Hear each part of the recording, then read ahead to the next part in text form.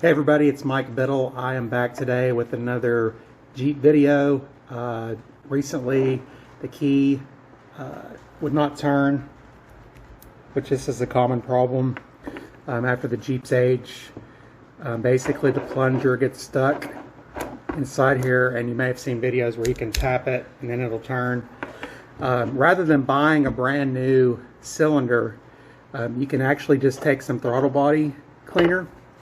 And just what I did is sprayed it down in there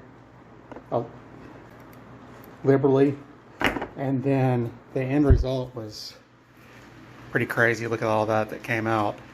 Now after you do this, you'll want to put it on a fan or dry it out really good before you put it back in. Then just for safe measure, I put some super lube on that plastic piece right there.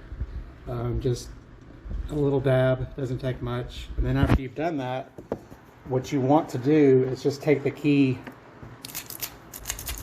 and work it to get all that lubricated and loosened up inside, and then this will turn freely.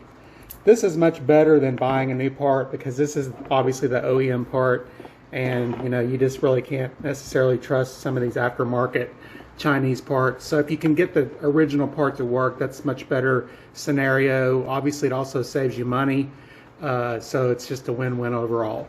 Alright, so if you found this video useful, just give me a like, and also if you'd like more videos about various topics around the house, acting related videos, or slot cars, just hit the subscribe button.